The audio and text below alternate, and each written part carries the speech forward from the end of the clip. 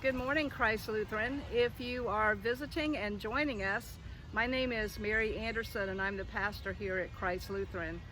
As you can see, we're outside today. It's a whole new experience for all of us to be church and to be community in the midst of the pandemic that's going on in our country and throughout the world. But here we are, and we're still the people of God, and we also know that things might change. So we're going to do a small video devotional this week. Things may change. You may have ideas about what we can do the next week and moving forward, because as we can all tell, this is not something that's just short term. It's not just for this week. It may be for 8 weeks. It may be for more.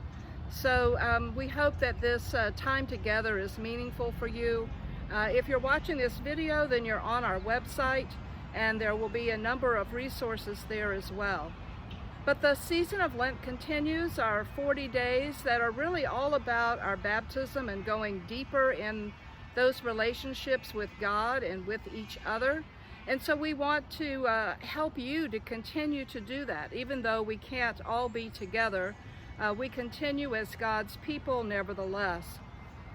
So as we come up on the fourth Sunday of Lent, we do so with this incredible story from the Gospel of John chapter 9. You probably know it as the story of the man born blind.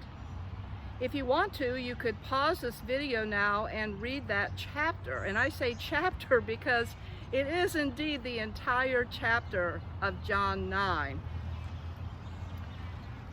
One of the things that I think always surprises me, I don't know why it still does, but one of the things that surprises me is that after all of my years of living and being a Christian and even being a pastor, when I read certain parts of Scripture, really any part of Scripture, I'm surprised at how I learn new things or see things that I didn't really notice before. And this time when I read that story of the man born blind in John 9, I noticed something that I had not noticed before, and that is how absent Jesus is from most of the story. If you've read it, or even if you haven't, it begins with Jesus walking along and noticing a man who has been born blind who's sitting by the side of the road. So the man doesn't call out to Jesus. Jesus just notices him and sees him. And that gives the disciples the opportunity to ask about situations like being born blind. And they say, whose fault was it that this man was born blind? And Jesus says, it's not his fault. It's not his parents' fault. But it's a way for the glory of God to be revealed, the works of God to be revealed. And then in just 2 quick verses, there's the story of Jesus curing the blind man of his blindness. And then Jesus seems to disappear. And then there are about 39 more verses of the man who is now healed being kind of accosted by his neighbors, by the Pharisees who come along, and they have a lot of questions for him that he has to answer about what's happened to him. Mainly people want to know, how did this happen? Who did it to you? Are you really the person that we think you are, that guy who always sat outside and was begging and was blind? And he kept saying, yeah, it's me, it was really me. And then it's not until the very end of the story, when after answering questions and being interrogated and having people not believe him and then ultimately being tossed out, that Jesus comes back in again and reappears just to the man and says to him, the person that you are looking for, I am he. The same thing that he said to the woman at the well last week. And so it was just so interesting to me how so much of the story was taken up with the man having to give his own testimony over and over again. So one of the things that we notice in the beginning of the story is that Jesus cures the man of his physical blindness. We see that in a number of healing stories.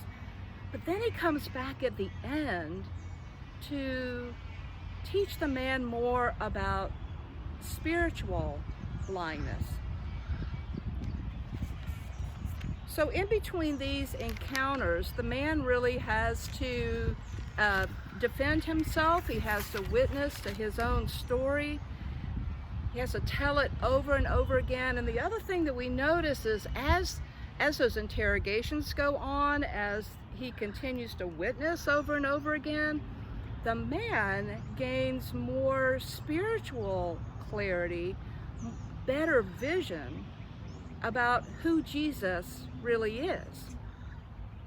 And so one of the things that we're called to do in Lent is to do that ourselves, to really go deeper into the question, who is Jesus? Who is Jesus to me? How does Jesus come and heal me over and over again?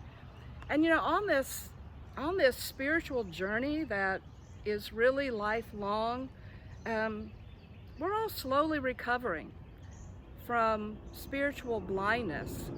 And we have our setbacks. We have our wonderful aha moments in all of that.